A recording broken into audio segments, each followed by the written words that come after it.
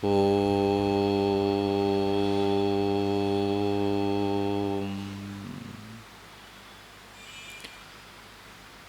சதாசிவசமாரம்பாம் சங்கராச்சாரியமத்யமாம் அஸ்மதாச்சாரியபர்யந்தாம் வந்தே குருபரம்பராம் சமஸ்தஜனகல்யாணே நிரதம் கருணாமயம் நமாமி சின்மயம் தேவம் சத்குரும் பிரம்மவித்வரம். குருர் பிரம்மா குருர் விஷ்ணு குருர் தேவோ மகேஸ்வரः குரு சாட்சாத் பரம் பிரம்ம தஸ்மை ஸ்ரீ குரவே நமः. ஓம் சகனா பவது சகனோ புனக்து சக வீர்யம் கரவாவஹை தேஜஸ்வினாவதீதமஸ்து மா வித்விஷாவஹை. ஓம் சாந்தி சாந்தி சாந்தி. ஓம் நமோ பகவதே வைவஸ்வதாய மிருத்யவே பிரம்மவித்யாச்சார்யாய நசிகேதசே ச. ஹரி ஓம். கடந்த 4 நாட்களாக இந்த கட்டோபனிடதம் முதல் அத்தியாயம் 3வது வள்ளியில் இருக்கக்கூடிய இந்த முக்கியமான மந்திரங்களுடைய விளக்கங்களை பார்த்து வருகின்றோம். இந்த 3வது வள்ளியில் யமதர்மராஜன் நச்சிகேதனுக்கு இந்த ஆன்ம தத்துவத்தினுடைய பெருமையை குறித்து கூறும் பொழுது ஒரு ரத வடிவமாக கல்பனை செய்து எவ்வாறு இந்த சரீரம், மனம், புத்தி இவற்றின் துணையோடு மோட்ச மார்க்கத்தை அடைய வேண்டும், இந்த சம்சார மார்க்கத்திலிருந்து விடுபட வேண்டும் என்று சொன்னார். அதன் பிறகு இந்த ஆன்ம தத்துவம் முதல் நாள் பார்த்தோம், துர்விக்ஞேயம் என்று. அது அதிசூக்ஷ்மமாக இருக்கக்கூடிய காரணத்தினால் அவ்வளவு சுலபமாக எல்லோருக்கும் அது புரிபடுவதில்லை. ஆகவே ஸ்தூலத்தில் இருந்து ஆரம்பித்து சூக்ஷ்மம் வரையிலும் இந்த ஆன்ம தத்துவம் எவ்வாறு வியாபித்திருக்கின்றது, இதை அறிவதற்கு நாம் செய்ய வேண்டிய பிரயத்தனம் என்ன? ஏன்னா மனிதர்களுடைய முயற்சிகள், சாதனைகள் எல்லாம் கூட ஒரு சரியான வழியில் செய்ய வேண்டும். அதனால நேற்று நாம் பார்க்கும் பொழுது 10வது ஸ்லோகம் 11வது ஸ்லோகம் இந்த ஸ்தூலமான விஷயங்களை குறித்தும் அதற்கு அப்பாற்பட்டிருக்கக்கூடிய சூக்ஷ்மமான ஆன்ம தத்துவத்தை குறித்தும் விளக்குகின்றது. நேற்று பார்க்கும் பொழுது இந்திரியபியக பராயர்த்தா என்று பார்த்தோம். இந்திரியங்களை காட்டிலும் விஷயங்கள் மிகவும் சூக்ஷ்மமானது.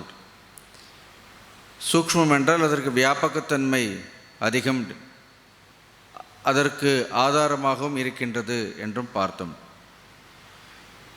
இந்த விஷயங்கள் இருப்பதால் தான் இந்திரியங்களுக்கே வேலை. அப்படி இல்லைன்னா இந்திரியங்களுக்கு காரியங்கள் ஒன்றும் கிடையாது. அப்போ ஒரு மனிதர் இந்திரியங்களை காட்டிலும் எதில் கவனமாக இருக்க வேண்டும் என்றால் விஷயங்களில் கவனமாக இருக்க வேண்டும். ஸ்தூல விஷயங்களை கட்டுப்படுத்துவதை காட்டிலும் சூக்ஷ்ம விஷயங்களில் கவனம் செலுத்த வேண்டும் என்பதுதான் இந்த ஸ்லோகத்தினுடைய முக்கியத்துவம். ஆனால் நாம் எங்கே இருக்கின்றோம் அப்படிங்கிறது முக்கியம். இப்போ அடுத்ததாக ஹிரண்ய கர்ப்பம்லாம் சொல்ல போகிறார். இப்போ நேரடியாக அதில் கவனம் செலுத்துவதற்கு பதிலாக இன்னும் நம்மளுடைய கவனம் விஷயங்களிலேயே இருந்தால் அங்கிருந்து நாம் நம்மை மெதுவாக அடுத்த நிலைக்கு நம்மை அழைத்து செல்ல வேண்டும். இல்லைன்னா இந்த சப்த, ஸ்பர்ஷ, ரூப, ரச, கந்த இந்த சூக்ஷ்மமான விஷயங்கள் மனிதர்களை, மனதை பந்தப்படுத்தும். அதனால் இந்திரியங்களை காட்டிலும் விஷயங்கள் சூக்ஷ்மமானது. விஷயங்கள் ஒவ்வொன்றும் தனித்தனியாக இருக்கின்றது. விஷயங்களை காட்டிலும் சூக்ஷ்மமானது மனம். ஏனென்றால் மனமானது ஒரே நேரத்தில் 5 விஷயங்களையும் கிரகிக்கக்கூடியது. இந்த 5 விஷயங்களும் மனதை பாதிக்கக்கூடிய ஆற்றல் இந்த 5 விஷயங்களுக்கும் கூட இருக்கின்றது. ஆகவே அதை காட்டிலும் 5 விஷயங்களை காட்டிலும் எது சூக்ஷ்மமானது என்றால் மனமானது சூக்ஷ்மமானது என்று பார்த்தோம். அது கூட பூத சூக்ஷ்மம்னு சொல்லிட்டார். ஏனென்றால் இந்த மனமும் கூட நிரந்தரமானது கிடையாது. அப்படி the mind is also the product of only 5 elements. இந்த மனமும் 5 பூதங்களினால் செய்யப்பட்டது. அப்படி இப்போ மனதிற்கும் புத்திக்கும் ஒரே காரணம்தான். அப்படி இரண்டுமே சாத்வீக அம்சமான 5 பூதங்களிலிருந்து தோன்றியது. ஆனால் மனதிற்கும் புத்திக்கும் என்ன வித்தியாசம் என்றால், மனம் சங்கல்ப விகல்பங்களோடு கூடியது, புத்தி ஒன்றை நிச்சயிக்கக்கூடிய தன்மையுடையது. புத்திக்கு ஏகாகிரதா என்பது இருக்கின்றது. அப்படி ஆகவே அது இன்னும் சூக்ஷ்மமாக இருக்கின்றது. அப்படி இதுவரையிலும் நேற்று பார்த்தோம். அடுத்து புத்தியை காட்டிலும் எது சூக்ஷ்மமானது என்று சொல்லும் பொழுது, புத்தேகே மகான் ஆத்மா பரக. புத்தியை காட்டிலும் சூக்ஷ்மமானது மகான் ஆத்மா. ஸோ ஒன்று நம்மளுடைய புத்தி, வியஷ்டி புத்தின்னு சொல்கிறோம். அப்புறம் இந்த எல்லா புத்திக்கும் ஆதாரமாக இருக்கக்கூடியது என்ன, அங்கே கிரகித்து கொள்வது ரொம்ப கஷ்டம்.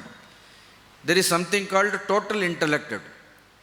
ஒட்டுமொத்த புத்தி என்று ஒன்று இருக்கின்றது. அப்படி எல்லாருடைய புத்திக்கும் ஆதாரமாக இருக்கக்கூடியது. அப்படி நாம் அந்த தைத்திரோபனிடமும் அதான் சொல்கிறது, மகத் புச்சம் பிரதிஷ்டிதா என்று.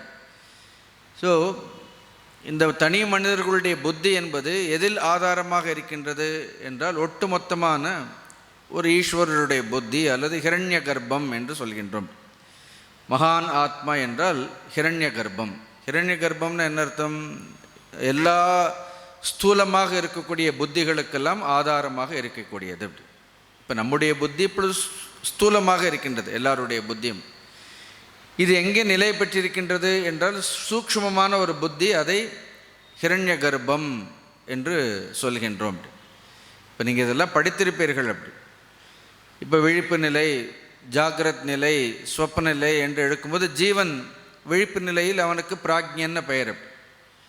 ஸ்வப்ன நிலையில் அவனுக்கு தைஜசன், விஸ்வம் என்ற பெயர் விழிப்பு நிலையில். ஸ்வப்ன நிலையில் அவனுக்கு தைஜசன் என்று பெயர், ஆழ்ந்த உறக்கத்தில் அவன் பிராக்ஞன் என்று அழைக்கப்படுகின்றான். அதே ஒட்டுமொத்த டோட்டாலிட்டி. அப்படி நம்ம முழு பிரபஞ்சத்தை எடுத்துக்கொண்டோம் என்றால், அதே ஜீவன் அந்த தனித்தன்மையை விடுத்து இந்த ஒட்டுமொத்த பிரபஞ்சத்தோடு ஐக்கியமாகும் பொழுது, ஈஸ்வர ஐக்கியமாகும் பொழுது, அங்கு விராட்டன், ஹிரண்ய கர்ப்பம், அவ்யக்தம் என்று சொல்கின்றோம். ஸோ இப்படி ரெண்டாக பிரித்திருக்கின்றார். ஆனால் நம்ம இன்னும் அந்த இண்டிவிஜுவாலிட்டியிலே இருக்கோம், தனித்தன்மையிலே இருக்கின்றோம். அங்கிருந்து என்ன ஆக வேண்டும்? தனித்தன்மையிலிருந்து அடுத்த பாடல்களில் பார்ப்போம். அதை ரொம்ப அழகாக சொல்வார் யமதர்மராஜ். கொஞ்சம் கொஞ்சம் மனிதன் எதற்கு விழித்து கொள்ள வேண்டும், எதற்கு விழித்து கொள்ள வேண்டும் என்றால், there is something called total mind, ஹிரண்ய கர்ப்பம். அதுதான் எல்லாருடைய புத்தியும் தன்னுடைய கட்டுப்பாட்டில் வைத்திருக்கின்றது. அப்படி அந்த ஹிரண்ய கர்ப்பம் என்பது தூய்மையானது. அப்படி ஸ்வச்சகம், பிரகாஷகம் என்று சொல்வார்கள். ஹிரண்ய கர்ப்பம் என்பது அவ்வளவு சூக்ஷ்மமான ஒரு இருப்பிடம். அது தூய்மையாக இருக்கக்கூடியது, பிரகாசமாக இருக்கக்கூடியது. ஆகவே மனிதர்கள் எப்பொழுதும் எதை குறித்து சிந்திக்க வேண்டும் என்றால், அந்த ஹிரண்ய கர்ப்பத்தை குறித்து சிந்திக்க வேண்டும். அது ஒரு ஈஸ்வர லட்சணம். ஹிரண்ய கர்ப்பங்கிறது தெய்வ லட்சணம். அப்படி இது எல்லா உபநிடதங்கள்லேயும் சொல்வார்கள். இப்போ நீங்கள் இதையே ஈஷாவாசி உபநிடதத்திலையும் படித்திருப்பீர்கள். ஈஷாவாசியம் படித்திருக்கிறீர்களா? அநேஜதேகம் மனசோ ஜவீயக நைனத் தேவா ஆப்னுவன் பூர்வமர்ஷத் தத்தாவதோன்யான் அத்யேதி திஷ்டத் தஸ்மின் அப்போ மாதரிஷ்வா ததாதி.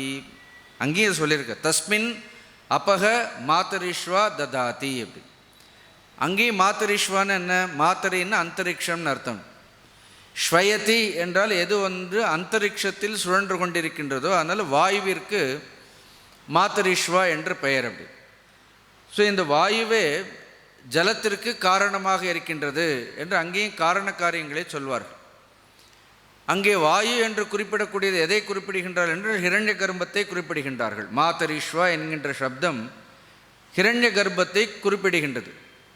தஸ்மின் அபக மாத்தரிஷ்வா ததாதி என்ற இந்த ஹிரண்ய கர்ப்பம், அபகன ஜலம், ஒரு அர்த்தம் ஜலம்னா கர்மங்கள்னு அர்த்தம். கர்மம் கர்ம பலத்திருக்கலாம். அப்போ என எல்லா காரியங்களும் எதன் மூலமாக செய்கின்றோம்? ஜலத்தின் மூலமாக செய்கின்றோம்.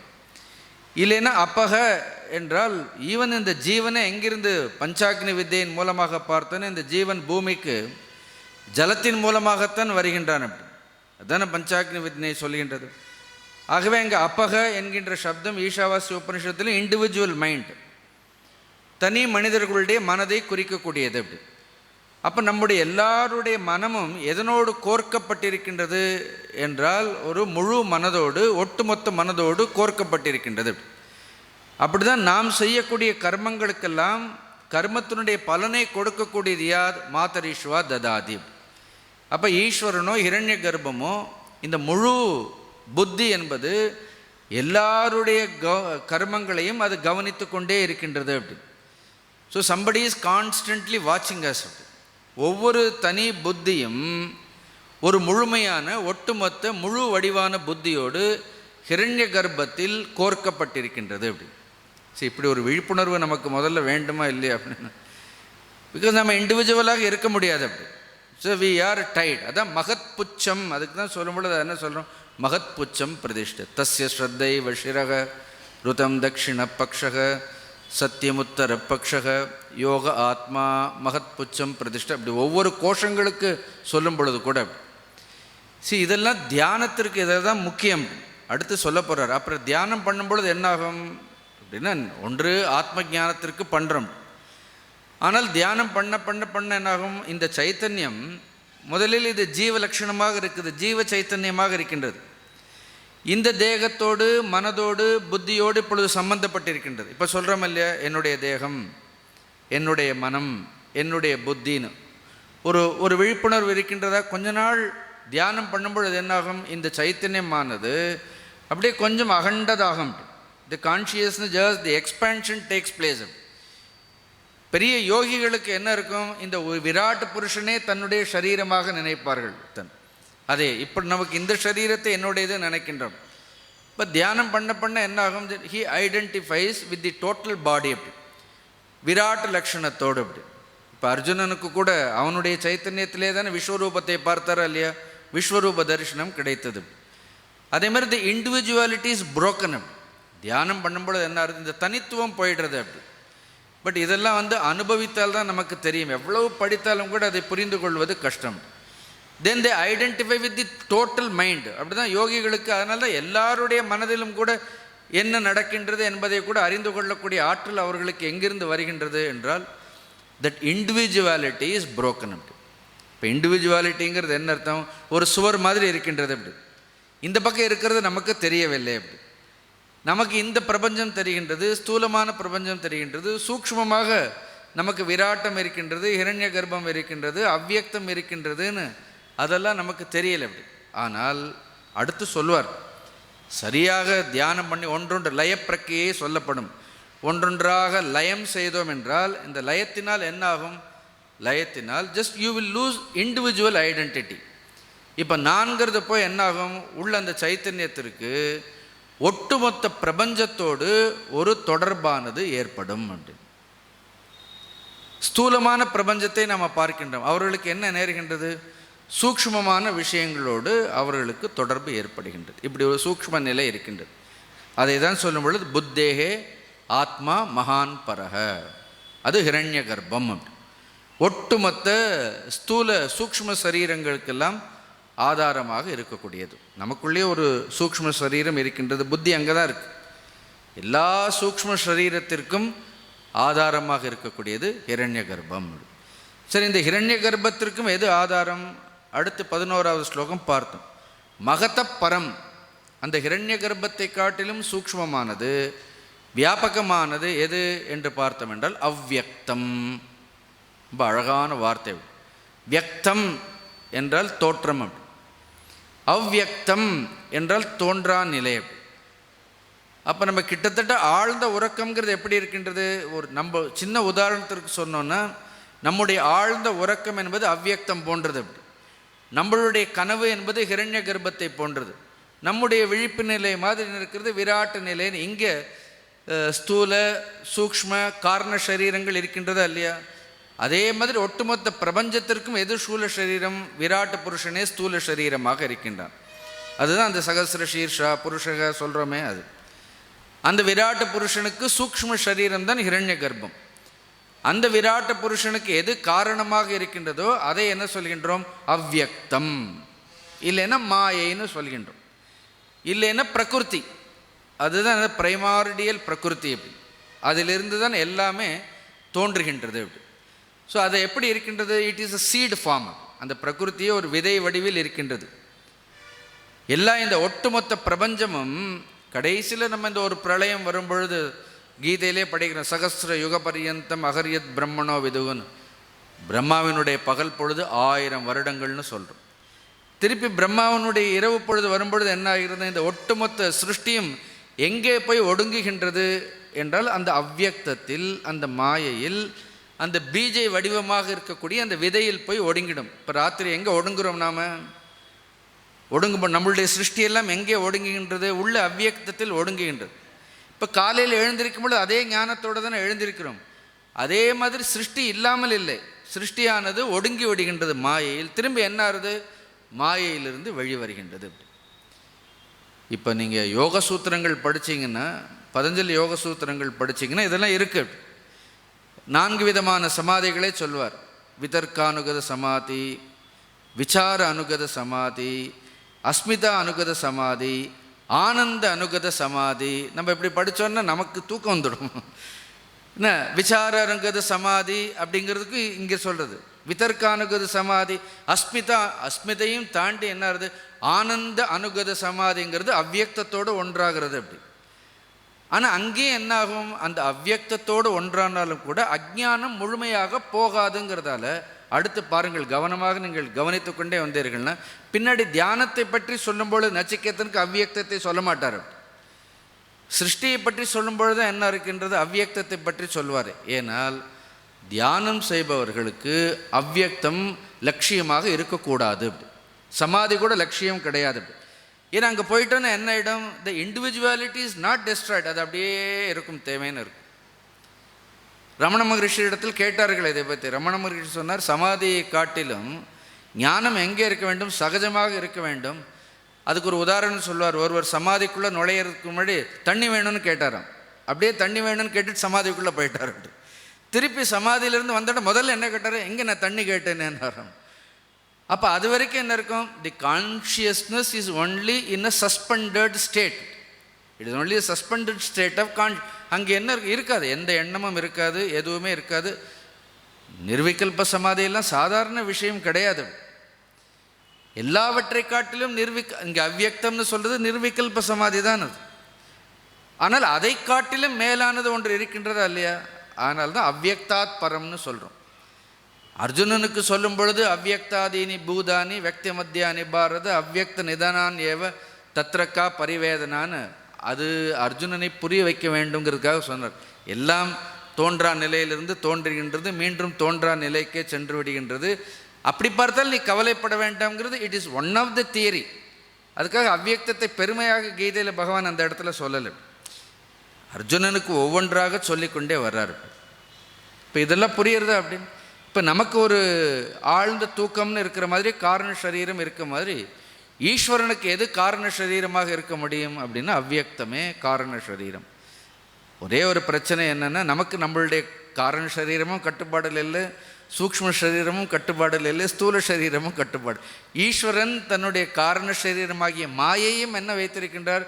தன்னுடைய கட்டுப்பாட்டில் வைத்திருக்கின்றார். ஹிரண்ய கர்ப்பமும் கட்டுப்பாட்டில் இருக்கின்றது, விராட்டமும் கட்டுப்பாட்டில் இருக்கின்றது. அப்போ ஒவ்வொருவரும் என்ன ஆக வேண்டும்? Say we should break this individuality. பிரம்மாண்டமாக இருக்கு.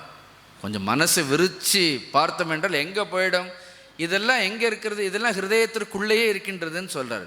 இதெல்லாம் உட்கார்ந்த இடங்களிலிருந்தே இதையெல்லாம் அனுபவிக்கத்தக்கது. அதனால்தான் மகதப்பரம் அவ்யக்தம். மகத் என்றால் இங்கே ஹிரண்ய கர்ப்பம். இந்த ஹிரண்ய கர்ப்பத்தை காட்டிலும் எது மேலானது? இந்த அவ்யக்தம்.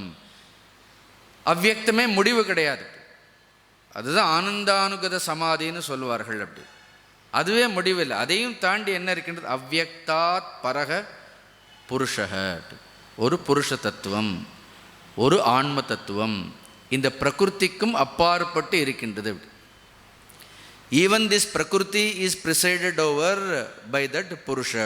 இந்த புருஷன் இல்லைன்னு என்ன அர்த்தம்? இந்த பிரகிருதியும் கிடையாது. ஆனால் நேரடியாக இப்போ இவ்வளையும் தாண்டி நான் நேர விஷயங்கள்லேருந்து புருஷனுக்கு போகிறேன்னா போகலாம், எல்லாம் பைபாஸ் பண்ணிட்டு போக வேண்டியதான். மனம் புத்தி இதெல்லாம் வேண்டாம், எனக்கு ஹிரண்ய கர்ப்பம் வேண்டாம், எனக்கு சமாதிகளெல்லாம் பரவாயில்ல. பட் அந்த அளவிற்கு நமக்கு என்ன இருக்க வேண்டும்? அந்த அளவிற்கு வைராக்கியம் டு டிஸ்கார்ட் எவ்ரி திங், எல்லாவற்றையும் விடுவதற்கு வைராக்கியம் வந்துட்டால் நேராக என்ன பண்ணலாம் அப்படின்னு. அதனால தான் பகவான் கூட கீதையிலே இந்த 3வது அத்தியாயத்திலே பார்ப்போம். அவர் இங்கே இந்திரியங்களை காட்டிலும் விஷயம் சூக்ஷ்மமானதுங்கிறார். அங்கே அவர் இவ்வளோ சொல்கிறதில்ல இல்லை. இந்திரியபியக பரம் மனக மனசஸ்து பரா புத்தி புத்தேக பரம் சகன்னு முடிச்சுடுவார். ரொம்ப கீதையில் அர்ஜுனனுக்கு சொல்ல மாட்டார். அப்போ ஒருவேளை நம்ம இந்திரியங்களில் இருந்தே நம்மை ஞான நிலைக்கு உயர்த்து கொள்ள முடியும்னா முடியும். ஆனால் எவ்வளோ பெரிய ஞானிகளாக இருந்தாலும் விசாரம் செய்பவர்களாக இருந்தாலும் தி ப்ராசஸ் இஸ் சேம். இதெல்லாம் அவர்களுக்கு நடக்கும், அவர்கள் இதை பற்றி அதிகம் சொல்ல மாட்டார்கள். ஏன்னா இதில் கவனம் அவர்கள் செலுத்தவில்லை, இல்லை செலுத்த மாட்டார். அவர்களுக்கும் இப்போ பெரிய ஞானிகளுக்கும் ஹிரண்ய கர்ப்பம்னா என்னன்னு தெரியும், அந்த அவ்வியக்த ஸ்திதி என்றால் என்ன. ஆனால் they have not paid attention. அப்படி அவர்களுடைய கவனம் எங்கே வைத்து விட்டார்கள்? பூரணமான ஞானத்திலேயே வைத்து விட்டதால். இப்போ அதனால தான் மகரிஷிகிட்ட போய் நீங்கள் இதெல்லாம் கேட்டால் சொல்ல மாட்டார். அப்படி ஹூஆமீன், நீ யாரும் தெரிஞ்சுக்கோ, ஹிரண்ய கர்ப்பம் இருக்கிறது இருக்கட்டும், விராட் இருக்கிறது இருக்கட்டும், அதெல்லாம் அது பாட்டு இருக்கட்டும், நீ யாருன்னு தெரிஞ்சுக்கோன்னு ஒரே வார்த்தையில் சொல்லி முடிச்சிடுவார். ஏன்னா அதுதானே நாம் தெரிந்து கொள்ள வேண்டியது.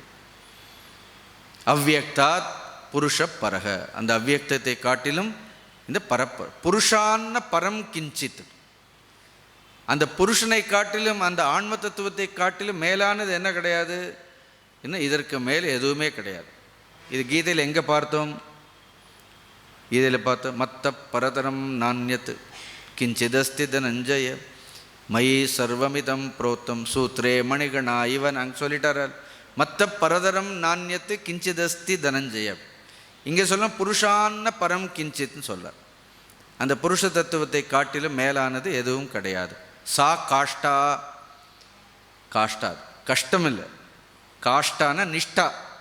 சா காஷ்டான உயர்ந்த நிஷ்டை, ஸ்திதி, அது சகஜ ஸ்திதி, மேலான ஸ்திதி. அப்படி it is a limit, ultimate limit, அதுதான் மேலான உச்ச வரம்புன்னு சொல்கிறோம் இல்லையா, அதை காட்டிலும் மேலானது எதுவுமே கிடையாது. அப்படி த ஹையஸ்ட் பாயிண்ட்.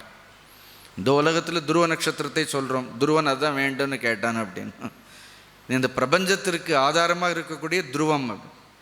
ஆனால் உண்மையான துருவமானது எது என்றால் இந்த பரமாத்ம தத்துவம். ஆகவே அந்த பரமாத்ம தத்துவத்தை அறிந்து கொள்ள வேண்டும் அப்படின்னு, அது அதி சூக்ஷ்மமாக இருக்கின்றது அப்படின்னு சொல்லி என்ன பண்ணுறார்? அந்த பரமாத்ம தத்துவம் எல்லோருக்குள்ளும் மறைந்திருக்கின்றது. இட் இஸ் ஹிடன், எல்லோராலும் அதை அறிய முடியாது. அப்படி யாரை அறிகின்றார்கள் என்பதை சொல்லக்கூடியது இந்த 12வது ஸ்லோகம். இதெல்லாம் இந்த கட்டோபனிடத்தினுடைய முக்கியமான ஸ்லோகங்கள். இதெல்லாம் மனப்பாடமாக தெரிந்திருக்க வேண்டிய ஸ்லோகங்கள். அப்படி அடுத்து 12வது ஸ்லோகம் பாருங்கள், அற்புதமான ஸ்லோகம் இது. ஏஷ சர்வேஷு பூதேஷு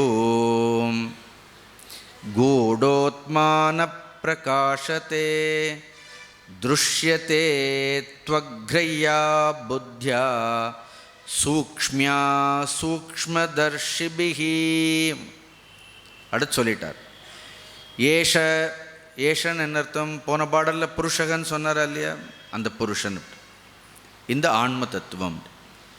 இதை வேற எங்கேயும் தேட வேண்டாம். அப்படி இந்த ஆன்ம தத்துவம் சர்வேஷு பூதேஷு, எல்லா உயிர்களிடத்திலும், அப்படி வஞ்சனையே இல்லாமல். அப்படி எனக்கு மட்டும் ஆத்மாவை வைக்க மறந்துட்டாரோன்னு கேட்க வேண்டாம். அப்படி எல்லாருக்கும் என்ன, சர்வேஷு பூதேஷு, எல்லா உயிரினங்களிலும் கூடகன்னு என்ன அர்த்தம் அப்படின்னா மறைந்திருக்கின்றது. It is hidden, hidden behind our thought. எங்கேயும் மறைஞ்சிருக்கல, அப்படி நம்மளுடைய விருத்திக்கு பின்பே இருக்கின்றது. பிரதிபோத விதிதம் மதம்னு சொல்லிடுவார்கள். பிரதிபோதம் விதிதம், it is just hidden behind every knowledge. இது கூடக ஆத்மா. அப்படிப்பட்ட ஆத்மா ந பிரகாசத்தே, அது இருக்கின்றது. ஆனால் எல்லோருக்கும் அந்த ஆன்ம தத்துவம் அது பிரகாசிப்பது கிடையாது. இவ்வளோ அழகாக சொல்கிறார் பார். கீதையிலே பகவான் சொல் நாகம் பிரகாஷ சர்வசிய யோகமாயா சமாவிருத்தகன். அர்ஜுனா, நான் எல்லோருக்கும் உள்ளபடி பிரகாசிப்பது கிடையாது. யோகமாயா சமாவிருத்தக மூடோயம் நாபிஜானாதின்னு சொல்கிறாரு. மூடர்களால் என்னை உள்ளபடி அறிய முடியாது. அதே போன்று இது ந பிரகாசத்தே, ந பிரகாசத்தே. It doesn't shine, it is there, உள்ளே மறைந்தே இருக்கின்றது. ஆனால் இது பிரகாசிக்க காரணம் என்ன என்றால் இதை மாயையானது மூடி இருக்கின்றது. இதுக்கு ஒரு ஆச்சாரியர் ஒரு விளக்கம் எழுதியிருப்பார். கொஞ்சம் கவனிச்சிங்கன்னா உங்களுக்கு சுலபமாக புரியும். இந்த ஆன்ம தத்துவம் மறைக்கப்பட்டிருக்கின்றது, அப்படி மூடப்பட்டிருக்கின்றது. நம்ம சில நேரம் திடீர்னு கோயிலுக்கு போவோம், அவசரமாக சுவாமி தரிசனம் பண்ணணும்னு போவோம். அப்போ தான் என்ன பண்ணுவார்கள், ஒரு திரை போட்டு வைத்திருப்பார்கள். பட் சுவாமி இருக்கார் அப்படி. ஏன்னா திரை என்னது, அந்த சுவாமியை பார்க்க விடாமல் தடுக்கின்றது. அதே மாதிரி என்ன திரை, எதனால் பார்க்க முடியவில்லை அப்படின்னு அதுக்கு சொல்கிறார். சம்வர்த்தக தர்ஷன ஸ்ரவணாதி கர்ம அவித்யா மாயா ஆச்சன்னக. இந்த அவித்யா மாயை என்பது மறைத்திருக்கின்றது. அப்போ 2 மாயை இருக்கணும். இப்போ வித்யா மாயைன்னு ஒன்று இருக்கின்றது, அப்போ அவித்யா மாயைன்னு இருக்கின்றது. வித்யா மாயை நமக்குன்னு எடுத்துக்கூடாது. வித்யா மாயெல்லாம் ஈஸ்வரர்களுக்கு அப்படி. அதனால் அவர்கள் வித்யா மாயையில் இருந்தாலும் என்ன ஆகுது, அவர்களுக்கு ஆன்ம தத்துவம் பிரகாசமாகவே இருக்கின்றது அப்படி. ஆனால் அவித்யா மாயை என்ன செய்கின்றது, இந்த அவித்யா மாயை என்பது ஆச்சன்னக அப்படின்னு இட் இஸ் கம்ப்ளீட்லி கவர்டு.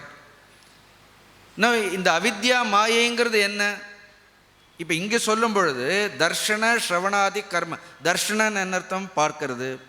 ஸ்ரவண ஆதி கேட்டல், பார்த்தல், நுகர்தல், இந்த 5 விஷயங்கள் இருக்கின்றதா இல்லையா? இல்லைன்னா வெளியில் இருக்கக்கூடிய 5 பொருட்கள். இந்த 5 பொருட்களும் அவித்யா மாயையாகி உள்ள இருக்கக்கூடிய ஆன்ம தத்துவத்தை மறைத்து விடுகின்றதுன்னு சொல்றார். ஆனால் நான் அதை இன்னொரு விதமாக எப்படி பார்க்கலான்னா, இந்த தர்ஷன ஸ்ரவண வெளியில் இருக்கக்கூடிய 5 விஷயங்கள் இருப்பதால் தான் ஆத்மா இருக்கின்றது என்றே தெரிகின்றதுன்னு சொல்கிறேன் நான். ஆச்சாரியர் சொல்லும் பொழுது பொதுவாக சொல்கிறார் அப்படி, இந்த 5 விஷயங்களும் ஆன்மாவை மறைத்து விடுகின்றது அப்படின்னு. But the presence of the self is known because of only this 5 objects. இந்த 5 வெளியில் இருக்கக்கூடிய விஷயங்கள் இருப்பதால் தான் ஆன்மா இருக்கின்றதுன்னு சொல்லலாம் சொன்னேன். இல்லைன்னா ஜென்ரலாக என்ன சொல்லுவோம், ஆன்மாவே இல்லை இல்லை இல்லைன்னு சொல்லுவார்கள். இல்லை, ஆன்மா என்று ஒன்று இருக்கின்றது. How to you prove it? Because you see every thing. நாம் வெளியில் இருக்கக்கூடிய விஷயங்களை எல்லாம் பார்ப்பதால் ஆன்மா இருக்கின்றது. இப்போ நீங்கள் ஆச்சாரியார் சொல்கிறதுக்கு ஜஸ்ட் ஆப்போசிட்டாக சொல்கிறீங்களேன்னு சொல்ல, அப்படி அர்த்தம் இல்லை. ஆச்சாரியார் சொல்கிறது ஒரு டைமென்ஷன். இன்னொரு டைமென்ஷன் என்ன, இப்போ ஒரு உதாரணத்திற்கு வெளியில் ஒரு பொருளை பார்க்கின்றோம். இந்த டம்ளர் இருக்கிறது, இந்த டம்ளரை நான் பார்க்கின்றேன். இப்போ இது தர்ஷன ஸ்ரவண, இதுதானே இது பார்க்கக்கூடிய இந்த வஸ்து என்னுடைய ஆன்மாவை மறைக்கணுமா இல்லையா? ஆனால் நான் என்ன சொல்கிறேன், இதை பார்க்கறதால் தான் ஆத்மா இருக்குன்னு எனக்கு தெரியறதுன்னு சொல்கிறேன். அப்படி எப்படி தெரியறது? அப்படி சப்போஸ் இதை பார்க்குறேன், இது பார்க்கறதால இப்போ எனக்கு என்ன தெரியறது அப்படின்னு இது மட்டும் தெரியல, எனக்கு கண் இருக்குங்கிறது தெரியுது. அப்படி இப்போ கண்ணுக்கு எது பிரமாணம்? கண்ணுக்கு பிரமாணம் இந்த வஸ்துவை பார்க்கறதால, இந்த வஸ்து தெரியறதால. Just because it is seen, there must be some சீயர்னு ஒருத்தர் இருக்கணுமா இல்லையா, பார்ப்பவர்னு ஒருத்தர் இருக்கணுமா இல்லையா? ஆனால் the presence of the I is inferred through this object. இந்த பொருளை பார்ப்பதால் கண் இருக்கிறதுன்னு தெரியறது. அப்போ 2வது, கண் இருக்கு, அது கண்ணினால் பார்க்க முடிகிறது அப்படிங்கிறது. இப்போ கண்ணிற்கு இது டம்ளர், இது இந்த நாம ரூபங்களை எல்லாம் அதற்கு பேதமாக தெரியாது. கண் இதையும் பார்க்கிறது, இதையும் பார்க்கிறது, இந்த வஸ்துவையும் பார்க்கிறது, எல்லா வஸ்துக்களையுமே கண் பார்க்கிறது. ஆனால் கண் சொல்கிறதில்லை. இது மைக்குன்னு கண் சொல்கிறதா? சொல்கிறதில்லை. இது புஸ்தகம்னு கண் சொல்கிறதா? சொல்கிறதில்லை. அப்போ என்ன ஆகுது, கண் பார்த்தாலும் கண் இந்த விஷயங்களை பார்க்கிறது, இதுக்கு வேறு நாமத்தை சொல்கிறது, இதுக்கு வேறு அப்போ கண்ணை தாண்டி எனக்கு என்ன இருக்கின்றது, அப்போ இன்னொரு வஸ்து இருக்கின்றதுன்னு அதனால தான் தெரியறது. அப்படி இப்போ இது இல்லைன்னு எனக்கு தெரியாது. அப்படி அப்போ என்ன ஆகுது, இது மைக்னு சொல்கிறது, இது புஸ்தகம்னு சொல்கிறது. அப்போ என்ன இருக்கிறது, இது கண் சொல்கிறது இல்லை, கண் பார்க்கிறது. ஆனால் இந்த கண்ணுக்கும் ஆதாரமாக எதுவோ இருக்கின்றது. அதுதான் போன பாடல்லையே சொல்லிட்டார், இந்திரியேபியக பரம் மனக, எல்லாம் இதுக்கு சொன்னது தான் அந்த ஸ்லோகங்கள் எல்லாம். அப்போ உடனே என்ன ஆகுது, ஒரு விருத்தி இருக்கின்றது, விருத்திகள் மூலமாக என்ன ஆகுது, அப்போ ஒரு பொருள் இருக்கின்றதுன்னா அந்த பொருளை பார்ப்பதற்கு கண் இருக்கின்றது, அந்த கண்கள் மூலமாக என்ன தெரிகின்றது, மனோவிருத்திகள் எல்லாம் இருக்கின்றது அப்படின்னு. சரி, இந்த மனோவிருத்திகள் எல்லாம் யாருக்காக?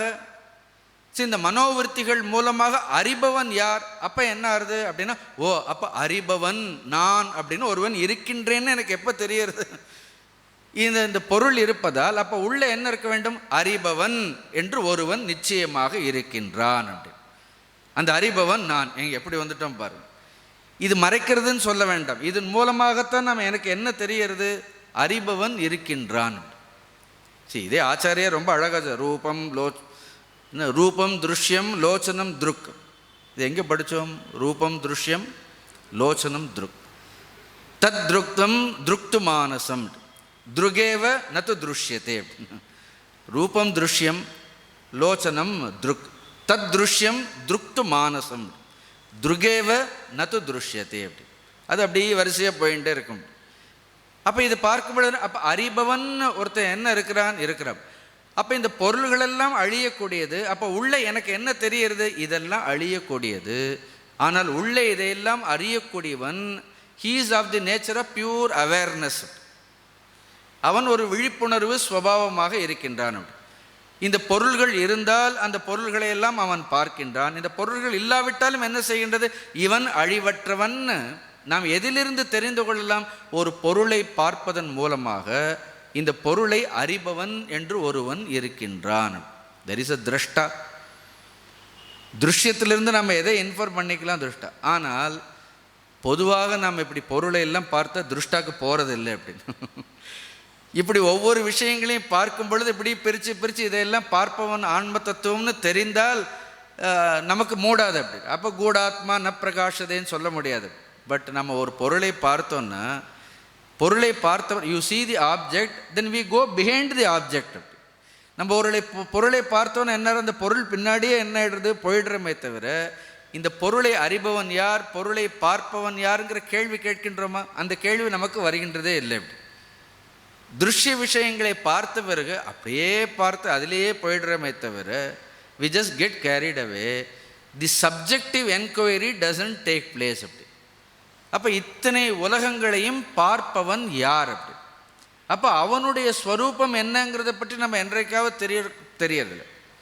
இப்போ அதுக்கு தான் கொஞ்சம் தியானம் பண்ணணும்னு சொல்கிறோம். அப்படி இப்போ கண்ணை மூடிட்டு உட்கார்ந்துருக்கிறோம், எண்ணங்கள் எல்லாம் வருகின்றது. இந்த எண்ணங்களுக்கெல்லாம் சாட்சியாக இருப்பவன் யார் அப்படி, அது தெரியணுமா இல்லையா, நாம் அதை பற்றி யோசிக்கிறதே இல்லை. அதனால தான் ஆச்சாரியார் என்ன சொல்கிறார், ந பிரகாஷத்தேன்னு சொல்கிறார். ந பிரகாஷதே மட்டும் இல்லை அது, ஏன்னா அது மூடி இருக்கிறன்னு சொல்கிறார்.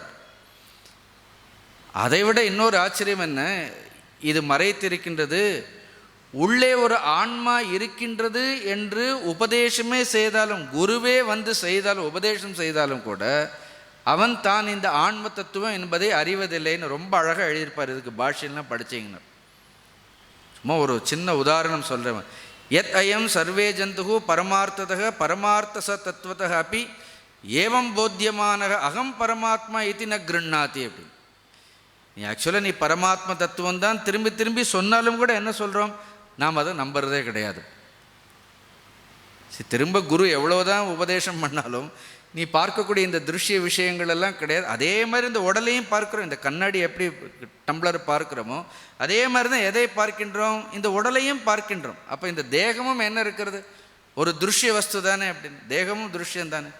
அதனால் நீ காணக்கூடிய இந்த தேகம் இந்த திருஷ்ய வஸ்து நீ கிடையாது, நீ திரஷ்டா, நீ பரமார்த்த வஸ்துன்னா அகம் பரமாத்மா இத்தின்னு நமக்கு என்ன வரதில்லை, நான் தான் அந்த பரமாத்மா வஸ்துன்னு சொன்னாலும் கூட நமக்கு தெரியல. ஆனால் நமக்கு யாருமே நாம் தேகம்னு யாரும் சொல்லவே இல்லை. இப்போ பரமாத்மா வஸ்துன்னு சொன்னாலும் கேட்கறது இல்லை. இப்போ ஏதாவது ஒரு ஸ்ருதி எங்கேயாவது எடுத்து எனக்கு காமிங்க, நீங்கள் தான் தேகம்னு ஏதாவது உபனிஷத்து சொல்கிறதா அப்படின்னு. எந்த உபனிஷத்தும் நான் தேகம்னு சொல்லவே இல்லை. அப்படி அதனால் நான் தேகங்கிறது ஸ்ருதிக்கும் பொருந்தாது. சரி, யுக்தி தக ரெண்டாவது என்ன பண்ணுறோம், யுக்தின்னு ஒன்று இருக்கிறது. அப்படி யுக்தியில் நான் தேகமானு பார்த்தேன்னா இதை நான் பார்க்கறதாலே என்ன, எதை நான் பார்க்கின்றேனோ அது நானாக இருக்கவே முடியாது. அப்படி just because I am seeing, ஒரு விஷயத்தை நான் பார்ப்பதாலே எதுவாக இருக்க முடியாது, நான் அதுவாக இருக்க முடியாது. அவ்வளோதானே அது. அப்போ யுக்தியாக பார்த்தாலும் யுக்தியிலே என்னது, நான் தேகம்ங்கிறது பொருந்தாது. ஆனால் நான் தேகம்ங்கிறது ஸ்ருதியும் சொல்லலை, யுக்தியும் சொல்லலை. சரி, ஆப்த வாக்கியம் ஏதாவது குரு வந்து உபதேசம் பண்ணார, துவம் தேகமசி, நீ தான், நமக்கு தத்துவமசின்னு தான் சொன்னார்களே தவிர துவம் தேகமானசி, நீ தேகத்தை உடையவன், தேகமசின்னு யாராவது சொல்ல, துவம் அசி தேகம்னு யாராவது சொன்னார்கள்? அப்படி யாரும் தேகம்னே சொல்லலை. எதை திருப்பி திருப்பி திருப்பி சொல்கிறோமோ அதை நாம் நம்ப மாட்டேங்கிறோம். எதை சொல்லவே இல்லையோ அதை நாம் உண்மை என்று எடுத்துக்கொள்கின்றோம். இதற்கு பெயர் தான் ஆச்சாதிதன்னு அர்த்தம். இதுதான் மாயான்னு சொல்கிறார். அதனால தான் ஆச்சரியர் சொல்கிறார் அப்படின்னு, அஹோ அதிகம்பீரான். இது என்ன சொல்ல முடியும், ஆச்சரியமாக எழுதியிருக்கிற, அஹோ அதிகம்பீர், அன்ஃபேத்தமபிள் அப்படின்னு. இந்த மாயை என்னன்னு சொல்ல, இது ஆழமே காண முடியாதது அப்படி, துரவகாஹ்யா அப்படி, இது அறிவிக்க எட்டாதது அப்படி. விசித்ரா மாயாச்ச ஐயம், இந்த மாயை இருக்கின்றது, இது ஒரே விசித்திரம். இருக்கிறத சொன்னால் இதுதான் நீன்னு சொன்னால் அதை ஏற்றுக்க மாட்டோம். எது இல்லைன்னு சொல்கிறோமோ அதே வம்ப என்ன பண்ணுவோம், அதுதான் நான் நினைக்கின்றோம். இதுதான் மாயா ந பிரகாசத்தே அப்படின்னு. நல்லா இருக்கு அந்த ஸ்லோகம். ந பிரகாசத்தே, ந பிரகாசத்தேன்னு என்ன அர்த்தம்? இப்போ கூட இது சாஸ்திர ரீதியாக தெரிந்தவர்களுக்கு கூட உள்ளே ஒரு ஆத்ம வஸ்து இருக்கின்றதுன்னு சொல்கிறோம், திருப்பி சொல்கிறோமே தருவ ஆத்மத்வேன ந பிரகாசத்தை. அங்கேயும் ஒரு வார்த்தை போடு. ஒவ்வொரு வார்த்தையும் அவர் எங்கிருந்து எடுத்தாருன்னே தெரியல ஆச்சாரியர். அதுவும் சொல்லி ந பிரகாசத்தைன்னு விட்டுருக்கலாம். ஆத்மத்வேன ந பிரகாசத்தை அப்படின்னு. ஏதோ புத்தியில் ஏதோ இது ஆத்மா ஆத்மா நம்ம சொல்லிகிட்டே இருக்கிறோம் அப்படின்னு. ஆத்மான்னு ஒன்று இருக்குது, அது அழிவில்லாததுன்னு புத்தியில் ஒரு தகவலாக இருக்கின்றதே தவிர இன்னும் it is our own subject. அது ஆத்மத்துவம், இதுதான் நான் நான் என்று, இதுவே நான் அப்படின்னு யாருக்கும் பிரகாசிப்பது கிடையாது. இவ்வளோ அழகான ஸ்லோகம் பாரு. அப்போ ஏதோ ஒன்று என்ன அர்த்தம், நம்மளுடைய கண்களை முழுமையாக, அது என்ன அர்த்தம், வெளியில் இருக்கக்கூடிய விஷயங்களின் மீது நமக்கு இருக்கக்கூடிய அத்தியந்தமான ஈடுபாடு. விஷயங்களை பார்த்த பிறகு என்ன இருக்கணும், ஒரு ஆப்ஜெக்ட் இருந்தால் சப்ஜெக்டை பற்றி நமக்கு கவலைப்படலை. சில நேரம் சப்ஜெக்டே இல்லாமல் 1 மணி நேரம் பேசலாம், ரொம்ப ஈஸி அது கூட. சப்ஜெக்டே இல்லாமல் பேசலாம், இப்படி தெரியணுமா இல்லையா? அதனால தான் சொல்கிறார், சர்வபூதேஷு கூடக ஆத்மா ந பிரகாசத்தே. ந பிரகாசத்தை means it is not known. இவ்வளவு சொன்னாலும் கூட தெரியறது கிடையாது. உடனே சொல்கிறார், அப்போ ஏன் உபனிஷத் படிக்கணும்? ந பிரகாசத்தே அப்படின்னா, ந பிரகாசத்தைங்கிறது எல்லாருக்கும் கிடையாது அப்படின்னு. It is not for everybody அப்படி, ஒன்லி ஃபார் தி அஜ்ஞானிகள் ந பிரகாசத்தை அப்படி. But the one who puts forth all effort, இதை அறிய வேண்டும் என்று முனைப்போடு முயற்சியோடு இதை அறிவோம், என்னுடைய ஸ்வபாவம் இதுதான் அப்படி, இதை தெரிந்து கொள்வோம் என்று முயல்பவர்களுக்கு என்ன அர்த்தம், துருஷ்யத்தை சொல்லிடணும். எங்கே ந பிரகாசத்தேன்னு சொன்னார், அங்கே என்ன சொல்ல, அடுத்த வார்த்தை என்ன இருக்கிறது, துருஷ்யத்தேன்னு. என்ன அர்த்தம்னா, எங்கே மூடப்பட்டிருக்கின்றது அங்கே தான் என்ன இருக்கின்றது, ஆத்மா வேறு இடத்துல இல்லை அப்படின்னு. See where it is covered there itself it gets revealed. The covering is not at one place, the revelation is not at different places. Where it is covered, there only it reveals. ந பிரகாஷதே அடுத்த வார்த்தை என்ன இருக்கிறது, உடனே என்ன சொல்றார், ந பிரகாஷதேன்னு மூடி வச்சிடக்கூடாது நம்ம அப்படி. அதனால் துருஷ்யத்தே, ஒன்று அவசர அவசரமாக என்ன சொல்ல, துருஷ்யத்தே. துருஷ்யத்தைன்னா பார்க்கறது கிடையாது, பிரத்யேகாத்மதையா திருஷ்யத்தை. பிரத்யேகாத்மதையான அது ஆத்மஸ்வரூபமாக இதை அனுபவித்தவர்கள், இதை அறிந்தவர்கள் இருக்கின்றார்கள். யார் அறிகின்றார்கள், துருஷ்யத்தே தூ அக்ரயா. இன்னும் அழகான வார்த்தை பாரு, அக்ரயா. அக்ரயான ஷார்ப், அதுக்கு ஏதோ புத்தி எடுத்து தீட்டுறது கிடையாது. அக்ரயா, அக்ரயான ஆச்சாரியார் நல்லா எழுதியிருப்பார், சம்ஸ்கிருதத்தையா புத்தியா. சம்ஸ்கிருதம் அந்த வார்த்தை தெரியறது அப்படி, சம்ஸ்கிருதம்னு என்ன அழகான வார்த்தை. கிருத்தம் மீன்ஸ் டு டூ, கிருத்தம்னா செய்யறது, கிருதி கிருத்தம் அப்படின்னா செய்யறது. சம்ஸ்கிருதம் அப்படின்னா சுத்தமாக செய்யறதுன்னு அர்த்தம். அந்த சம்ஸ்கிருதம்னு என்ன அர்த்தம், that which is refined, refined தூய்மையாக இருக்கிறது. அதனால் அக்ரயா அப்படின்னு இது ஏதோ ஷார்ப்புன்னு அர்த்தம் கிடையாது. அக்ரயான என்ன அர்த்தம், நல்ல தூய்மை, புத்தியானது தூய்மையை அடைய அடைய புத்தி எப்பொழுது தூய்மையை அடைகின்றதோ, துஷ்யத்தே து அக்ரயா புத்தியா. அது மட்டும் இல்லை, சூக்ஷ்மயா. இன்னும் புத்தி என்ன ஆகுது, எப்பொழுதும் சூக்ஷ்மமாகின்ற இந்த ஸ்தூல விஷயங்களிலிருந்து விலகி புத்தி ஒருமுகப்படும் பொழுது, ஏகாகிரதையா. சூக்ஷ்மையான when it becomes single pointed, just ஒருமுகப்படும் பொழுது. சரி, அந்த ஒருமுகப்பட்ட புத்திக்கு என்ன இருக்கின்றது, அவ்வளவு ஆற்றல் இருக்கின்றது. சூக்ஷ்மையா. சூக்ஷ்ம தர்ஷிபிகி, யார் அறிகின்றார்கள் எதே அப்படின்னு, மூடோயம் நாபிஜானாதின்னு சொல்லிடுவார். இங்கே அது கூட சொல்ல, கூடகன் தான் சொல்கிறார். கீதையில் சொல்லும்பொழுது மூடோயம் நாபிஜானாதி. அப்போ யார் அறிகின்றார்கள், சூக்ஷ்ம தர்ஷிகி. யார் சூக்ஷ்ம தர்ஷிகள் அப்படின்னா, போன ஸ்லோகத்தில் சொன்ன மாதிரி, ஏன்னா இந்திரியங்களை காட்டிலும் விஷயங்கள் மேனாது, விஷயங்களை காட்டிலும் மனம், மனதை காட்டிலும் புத்தி, புத்தியை காட்டிலும் ஹிரண்ய கர்ப்பம், ஹிரண்ய கர்ப்பத்தை காட்டிலும் அவ்யக்தம், அவ்யக்தத்தை காட்டிலும் புருஷ தத்துவம் இருக்கின்றதுன்னு யார் ஒருவர் எப்படி ஸ்தூலத்திலிருந்து சூக்ஷ்மமாக புரிந்து கொள்க, அப்படி சூக்ஷ்ம தர்ஷிபிகி. அந்த சூக்ஷ்ம தர்ஷிகள் இந்த உண்மையை அவர்கள் அடைகின்றார்கள். இதுதான் இந்த ஸ்லோகம். ஸோ அடைய முடியாதுன்னு இல்லை. அப்போ அடையிறதுக்கு என்ன பண்ணணும், கொஞ்சம் மனதையும் புத்தியையும் ஒருமுகப்படுத்த வேண்டும். ஒரே ஸ்லோகம்தான், 13வது ஒரு ஸ்லோகம். இந்த 13வது ஸ்லோகத்தில் இந்த லய பிரக்கிரியைன்னு பேர். இது எப்படி மனதை கொஞ்சம் கொஞ்சமாக நம்முடைய எல்லாவற்றையும் லயப்படுத்துவது. லயம், சிவமே லயம்னு சொல்வார். அதனால் இது ஒரு சின்ன சாதனை சொல்லியிருக்கிறார். இதை சீரியஸாக இதெல்லாம் செய்யணும். ஒரு ஆன்மீக சாதனை. இப்போ தியானம்னு சொல்கிறோம் இல்லையா, உபனிஷத்துக்கள் சொல்லக்கூடிய தியானம். இப்போ உபனிஷத்துக்கள்லாம் நேராக உட்காரு, கண்ணை மூட, அதெல்லாம் கீதையில் வேணால் சொல்லுவோம், அதெல்லாம் சொல்லுவார். பட் உபனிஷத்துக்கள் அப்படி சொல்லாது. ஆனால் நேரடியாக எவ்வாறு தியானம் என்பது செய்ய வேண்டும், புத்தியை மனதை எவ்வாறு ஒருமுகப்படுத்த வேண்டும். ஸோ ஒடுக்கம்னு சொல்கிறோமா இல்லையா, அப்படி ஒடுங்குதல் அப்படின்னு சொல்கிறோம். ஒடுங்குதல், ஒடுங்கி நிலை பெற்றார் உத்தமர் உள்ளம் நடுங்குவதில்லை நமனும் அங்கில்லைன்னு சொல்லிவிடுவார் திருமூலர். யாருடைய உள்ளம் நன்றாக ஒடுங்கிய உத்தமர், இங்கே சூக்ஷ்மதர்ஷிபிகின்னு சொல்லார்கள், அங்கே என்ன உத்தமர் உள்ளம் நடுங்குவதும் இல்லை. அதுக்கப்புறம் அவங்களுக்கு என்ன நடுக்கம் எதுவும் இல்லை, நமன் இல்லை. அப்படி அங்கே யாரும் கிடையாது, யமனும் கிடையாது, யாரும் கிடையாது. இடும்பையும் இல்லை, இராப்பகல் இல்லை. அங்கே எந்த துன்பமும் கிடையாது, இரவும் இல்லை, பகலும் இல்லை, இராப்பகல் எதுவுமே இல்லை. ஏன்னா அங்கே எந்த கஷ்டமும் இல்லை, படும் பயன் இல்லை, பற்று விட்டார்க்கே. அப்படி கொஞ்சம் கொஞ்சமாக என்ன, வெளி விஷயங்களிலிருந்து நம்மை உள் இழுத்து கொள்வதற்கு பழக. இது டெய்லி கொஞ்சம் நேரம் உட்கார்ந்து செய்யணும். காலையில் எழுந்த உடனே நேரம் உட்கார்ந்து நல்ல புத்திக்கு என்ன பண்ணணும் அப்படின்னா, நல்ல அறிவுரை சொல்லணும். பொதுவாக என்னிடத்தில் கேட்பார்கள், எப்படி உட்காரணும்னு கேட்பார்கள். ஒரு யோகியை போல் அமருங்கள்னு சொல்வேன். நேராக உட்காருங்க அப்படிலாம் சொல்கிறதில்லை நான்.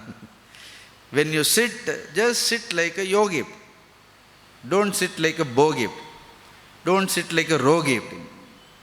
என்ன, just sit like a yogi, யோகியை போன்று உட்கார வேண்டும். ஃபீல் தட் யோகின்னு நினச்சி. நான் ஆரம்ப காலங்களில் அகஸ்தியர், வசிஷ்டர் எல்லா ரிஷிகளையும் நினைத்து கொள்வது உண்டு. அப்படி உட்காரும் பொழுதே ஒரு ரிஷியை போல உட்கார வேண்டும். அப்படின்னு ஏதோ பரிதாபமாக உட்காரக்கூடாது, உட்காருங்க. ஏன்னா இதுதான் என்னுடைய ஸ்வபாவம்.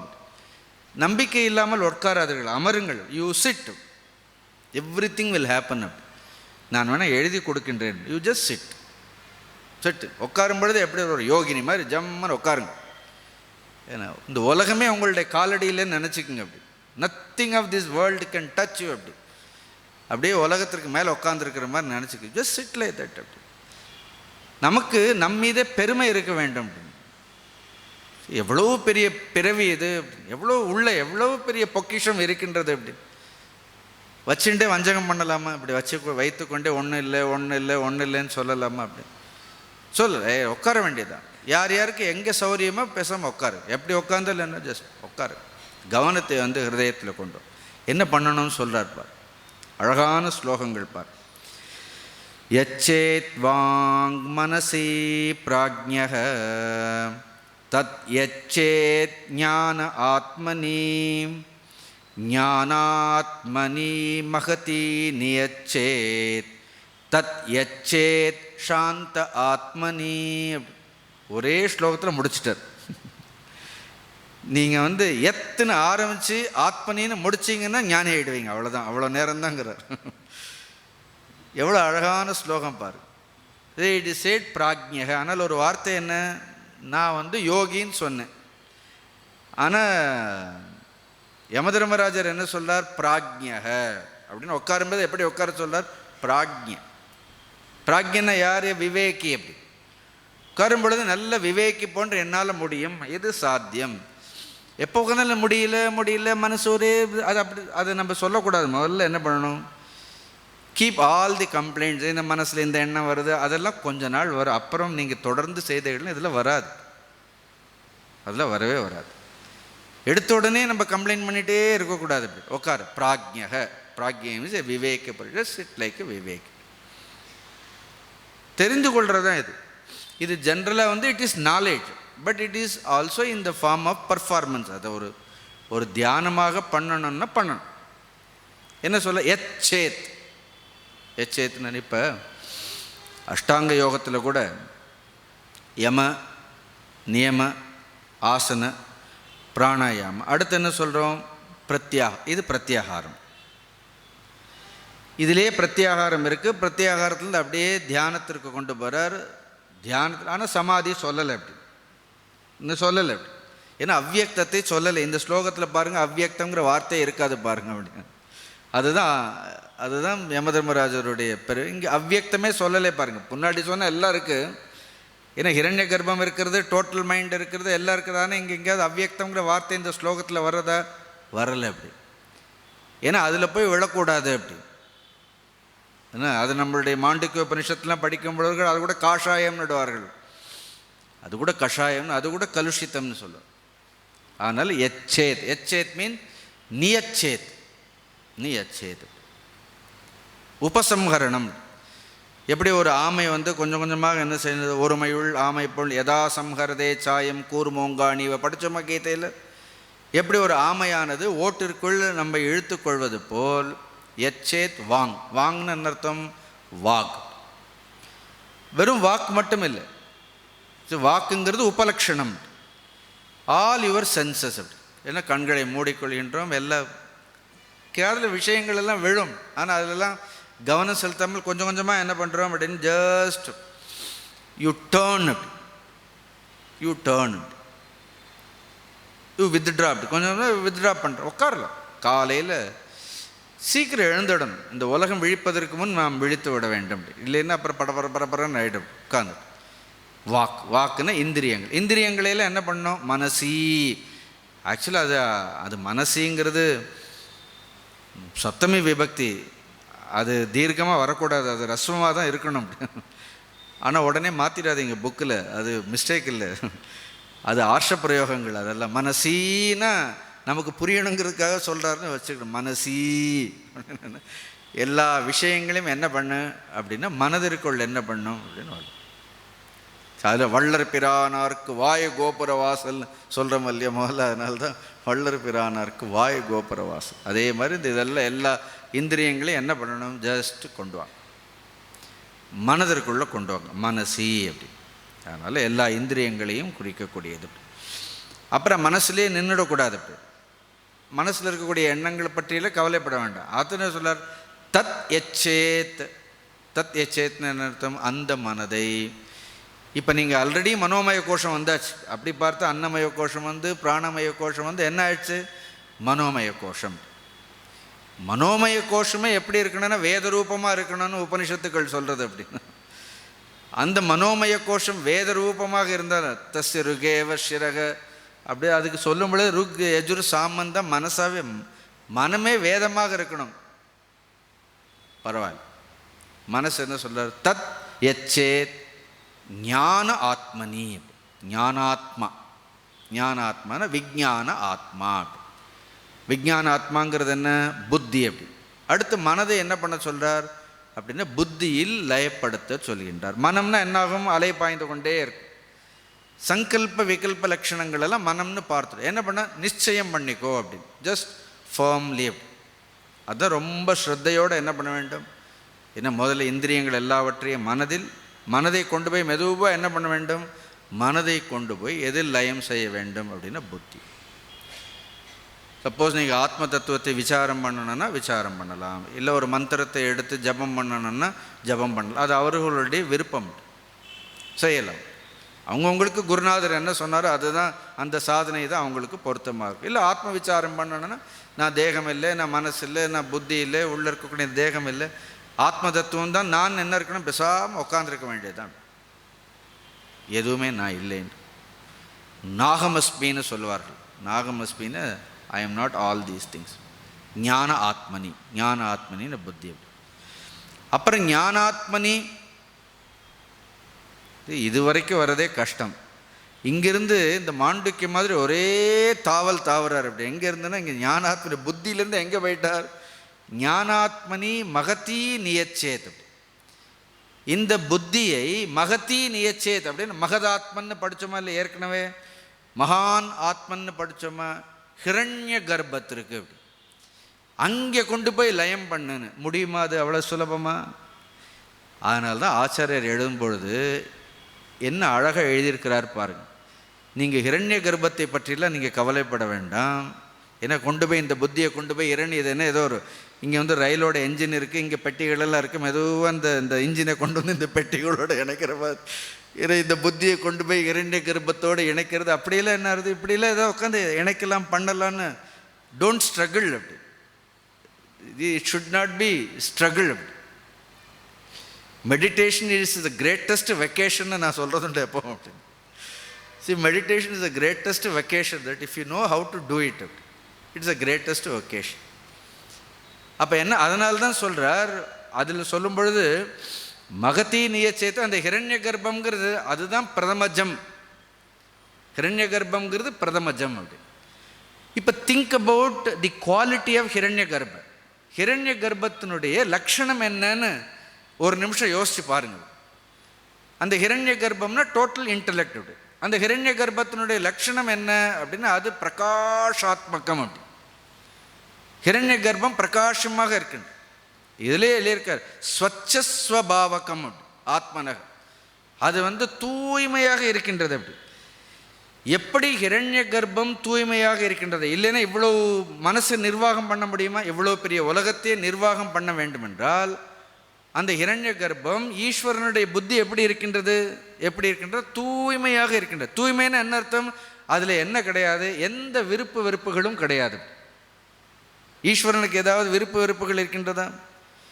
ஞேயசி நித்திய சந்நியாசி நோ யோன துவேஷ்டி ந காங்க்ஷத், ஒன்றும் இல்லை.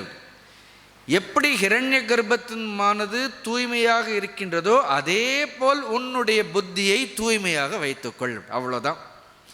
அப்படி வைத்துக்கொண்டால் ஆட்டோமேட்டிக்காக என்ன ஆகிடும், அது ஹிரண்ய கர்ப்ப லட்சணத்தை நம்முடைய புத்தி அடைந்து விடும் அப்படி. நாம் ஹிரண்ய கர்ப்பத்துக்கு போக வேண்டாம், ஹிரண்ய கர்ப்ப லட்சணமே என்ன ஆகிடும்.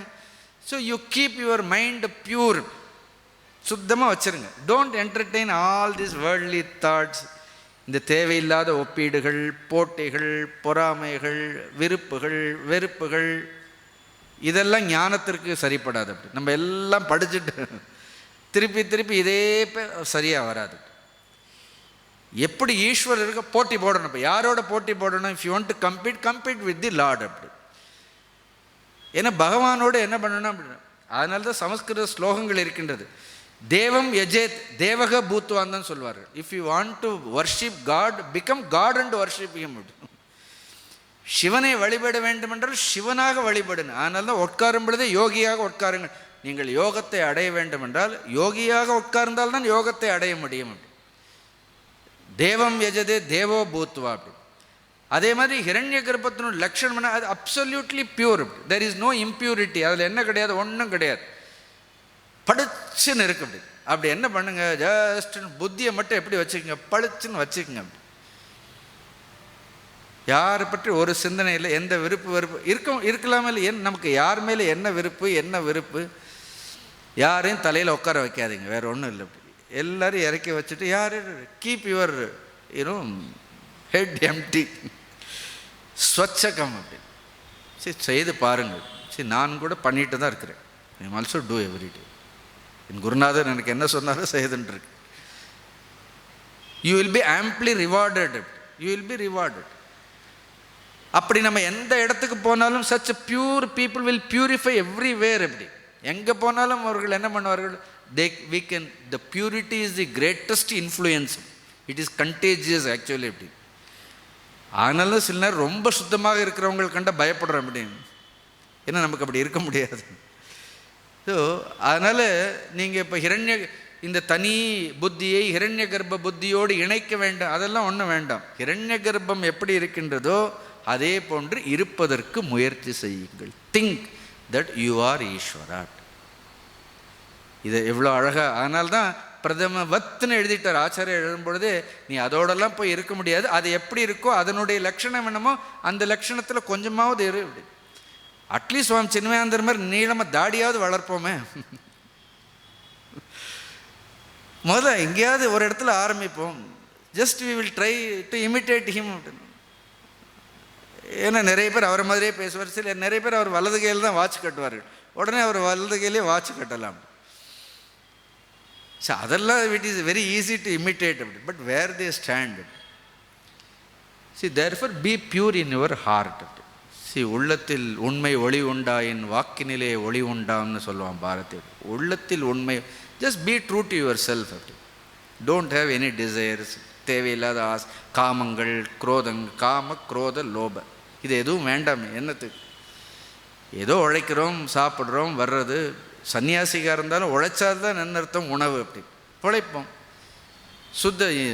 சித்தத்தை எப்படி வைத்திருப்போம்? சுத்தமாக வச்சுருப்போம். உள்ளே திறந்து பார்த்தா என்ன, ஒரு காமம் இருக்கக்கூடாது, லோபம் இருக்கக்கூடாது. ஆஞ்சநேயர் எப்படி கம்பீரமாக திறந்து பார்த்து காமிச்சா உள்ளே என்ன அர்த்தம்? ஒன்றும் இல்லை.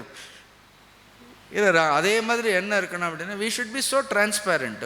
நமக்கு அப்படி தூய்மையானவர்கள் எதையும் பார்ப்பதற்கு, யாரையும் பார்ப்பதற்கு பயப்படுறதே கிடையாது. ஒரு பயம் வேண்டாம். ஒன்றும் ஆகாது. Nothing will tempt you. If you are so pure, money will not tempt, nothing will tempt you. Just அப்படி இருங்க. என்ன, then you will see Ishwara manifesting in that intellect. அப்படிப்பட்ட புத்தியில் ஈஸ்வரனே என்ன பண்ணுவார் அப்படின்னா, ஈஸ்வரனே தன்னுடைய கால் தடங்களை பதிப்பார். அதுதான் என்ன சொல்கிறோம், அதுதான் இங்கே சொல்லும் பொழுது மகதி நியச்சேது. புரிஞ்சது? இப்போ அடுத்து என்ன சொல்கிறார்? தத் எச்சேத் சாந்த ஆத்மனி. அப்படி இப்போ அந்த டோட்டல் மைண்டை கொண்டு போய் என்ன பண்ணு, ஈஸ்வரனில் ஒரு, அது நம்மளால் முடியுமா? இண்டிவிஜுவல் மைண்டே முடியல. அப்படின்னு no let the total mind abide in supreme reality. There also you leave about total mind. அப்படின்னு அதெல்லாம் செய்ய முடியாது. அப்படின்னு you keep your individual mind like total mind and let this individual mind which has gained the qualities of the total mind, let it abide in the truth. நம்மளுடைய புத்தியானது ஈஸ்வரனுடைய புத்தியை போன்று இருந்து ஈஸ்வர புத்தியை போல் இருக்கக்கூடிய இந்த புத்தியோடு பரமாத்மாவில் நான் லயமாக வேண்டும். அதுதான் அர்த்தம். அது இல்லைன்னா நாம் திருப்பி ஹிரண்ய கர்ப்பனை போய் பரமாத்மாவிலலாம் அதெல்லாம் நம்ம வேலை இல்லை. அப்படி அதெல்லாம் நமக்கு ஒரு பிரக்ரியாவிற்கு சொல்லியிருக்கின்றார்கள். So every thing ends with individual intellect only. அவ்வளோதான். நீங்கள் அதுக்கப்புறம் டோட்டாலிட்டி பற்றிலாம் நீங்கள் கவலைப்படாதீங்க. நம்மளுடைய மனம் தூய்மையாக இருந்தால் ஈஸ்வரனே அதில் கால் பதிப்பார். சொல்கிறேன்னு, ஈஸ்வரனே உள்ளிருந்து உபதேசம் பண்ணுவார்னு வித்யாரண்யர் எழுதியிருக்காரு. தத்துவமசி மகா வாக்கியங்களே, ஞான வாக்கியங்களே ஈஸ்வரனே உள்ள. அப்படி என்ன அர்த்தம்? அந்த சுத்தமான சைத்தன்யம், சுத்தமாக இருக்கக்கூடிய புத்தியிலேயே தத்துவமசிங்கிறது பிரகாசிக்கும்னு சொல்கிறார். தானாகவே தெரியும், நானே அதுவாக இருக்கின்றேங்கிறது என்ன உள்ளேயே தெரியும், ஒரு உபதேசம் மாதிரி தெரியும். அப்போ என்னாகும்? எல்லா பந்தங்களும் எல்லா மோகங்களும் போயிடும். எவ்வளோ பெரிய வித்தை நச்சிகேதனுக்கு யமதர்மராஜர் கொடுத்திருக்கின்றார் பார். அதனால் செய்ய வேண்டியதில் சிம்பிள் என்ன, கீப் யுவர் இன்டலெக்ட் ஃபர்ம். புத்தியில் எப்பொழுதும் உறுதியோடு, புத்தியில் ஒரு உறுதியோடு இருக்க வேண்டும். புத்தியை எப்படி வச்சுக்கணும்? சுத்தமாக வச்சுருக்கு. That much only we should. அதை தான் என் வேலை. என் வீட்டை கூட்டி பெருக்கி கோலம் போட்டு சுத்தமாக வச்சுருந்தா சுவாமி ஒரு விளக்கேற்றி வச்சா என்ன பண்ணுவார்? உள்ள தெய்வம் வரும். அப்படி நான் என் வீட்டை அப்படியே பாழடைஞ்ச மாதிரி வச்சுருந்தேன்னா தெய்வம் வராது. அப்படி தென் எல்லாரும் குடியேறுவார்கள்.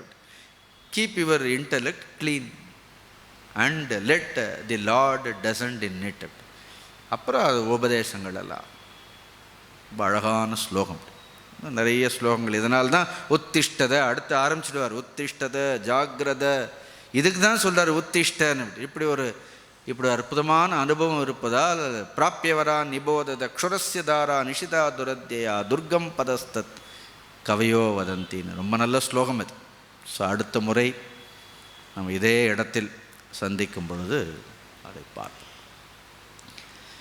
ஓம் பூர்ணமத பூர்ணமிதம் பூர்ணாத் பூர்ணமுதச்சதே பூர்ணஸ்ய பூர்ணமாதாய பூர்ணமேவாவசிஷ்யதே. ஓம் சாந்தி சாந்தி சாந்தி.